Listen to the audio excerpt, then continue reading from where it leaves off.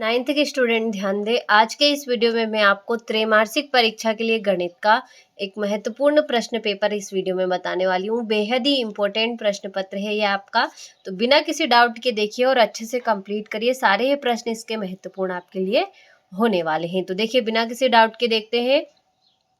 पहला प्रश्न है, सही विकल्प का चयन कीजिए। निम्नलिखित में से बहुपद है तो x² प्लस 3x है।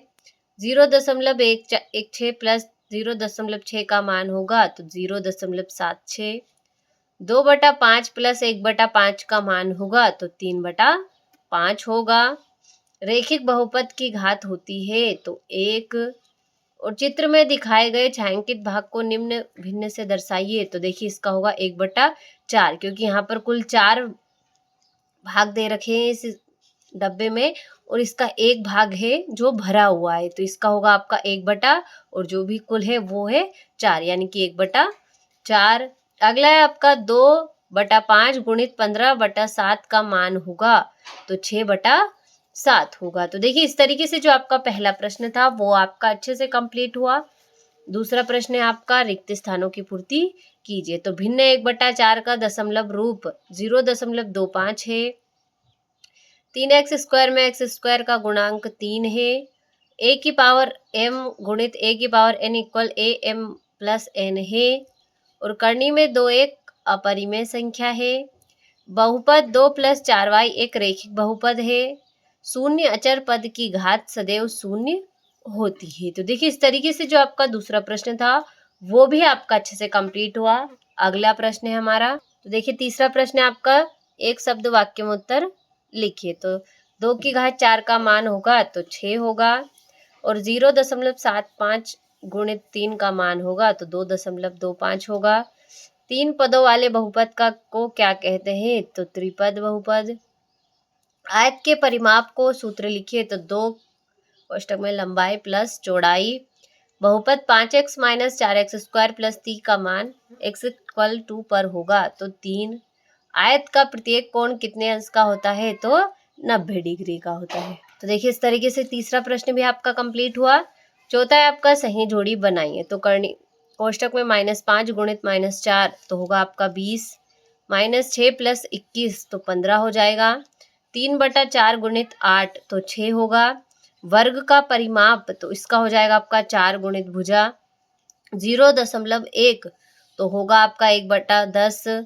और कोष्टक में -5 गुणित 4 तो इसका हो जाएगा आपका -20। तो देखिए इस तरीके से चौथा प्रश्न भी आपका कंप्लीट हुआ। पांचवा प्रश्न है जो आपका, वो है आपका, सत्य सत्य का चयन कीजिए। तो बहुपद, देखिए पांचवा है, सत्य सत्य का चयन कीजिए। तो बहुपद 2x + 5 का शून्यक -5 है तो असत्य होगा। करनी 5 + 2 एक परिमेय संख्या है तो असत्य है। 1/4 का प्रतिशत रूप 25% है तो सत्य होगा। संख्या रेखा पर -50 -51 के दाईं ओर स्थित है तो असत्य है। 1.89 - 58 का मान होगा इक्वल है 1 - 56.1 तो सत्य होगा। और x - y एक कोष्टक में x + y equal x² - y² है तो सत्य है। तो देखिए इस तरीके से जो आपका पांचवा प्रश्न था वो भी आपका अच्छे से कंप्लीट हुआ। अब बढ़ते हैं हमारे अगले प्रश्न की ओर। ये हुआ आपका छठा प्रश्न। सातवां है, ये हो गया आपका आठवां। सारे प्रश्न आपको क्रमानुसार दे रखे हैं। बेहद ही इंपॉर्टेंट प्रश्न है सारे, इसके अच्छे से कंप्लीट करिएगा। थोड़ा सा जूम आउट कर देती हूँ ताकि आपको सारे प्रश्न अच्छे से दिखे। ये आपका 13वां हो गया। 14वां प्रश्न, 15वां प्रश्न दे रखा है, 16वां।